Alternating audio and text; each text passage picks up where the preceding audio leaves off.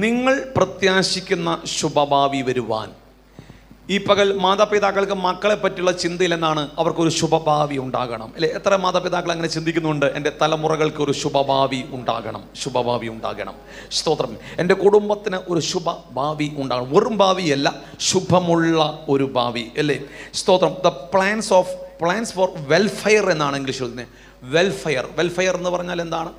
ആമേ സ്തോത്രം. ശുഭകരമായ അല്ലെങ്കിൽ ആമേ സമൃദ്ധിയുള്ള ഐശ്വര്യമുള്ള ആമേ ഒരു ഭാവി അത് ഉണ്ടാകുവാൻ തക്കവണ്ണം ആമേ സ്തോത്രം. എനിക്ക് നിങ്ങളോടുള്ള എൻ്റെ നിരൂപണങ്ങൾ അതെങ്ങനെയുള്ളതല്ല, തിന്മയ്ക്കുള്ളതല്ല കേട്ടോ, തിന്മയ്ക്കുള്ളതല്ല. അതെന്തിനുള്ളതാണ്? ഈ പകലൊന്ന് പറഞ്ഞാട്ടെ, നന്മയ്ക്കുള്ളത്. എന്താണ് അതിൻ്റെ അർത്ഥം? സ്തോത്രം. ഞാനൊരു ശുഭഭാവി പ്രതീക്ഷിക്കുക, പക്ഷേ ഒരു വിഷയം ഞാൻ ഇപ്പോൾ ഫേസ് ചെയ്യുന്നു. ആ വിഷയം ഫേസ് ചെയ്യുമ്പോൾ അത് എനിക്ക് തോന്നുക അത് വളരെ തിന്മയാണ്, അത് വളരെ ക്ലേശകരമാണ്, അത് വളരെ കഷ്ടതയുള്ളതാണ്, അത് വളരെ പ്രതിസന്ധിയുള്ളതാണ്. പക്ഷെ സ്വർഗം പറയുന്നു, നീ അങ്ങനെ ഒന്നും ചിന്തിക്കണ്ട. ഹല്ലേലൂയ. ഒരു പക്ഷെ നിനക്കത് തിന്മയാണെന്ന് തോന്നിയാലും അതിനെ നന്മയായി മാറ്റുന്ന ഒരു ദൈവമാ ഞാൻ. അതിനെ എന്ത് മാറ്റുന്ന ദൈവമാ? നന്മയെന്ന് മാറ്റുന്ന, നന്മയാക്കിയെന്ന് മാറ്റുന്ന ദൈവമാ.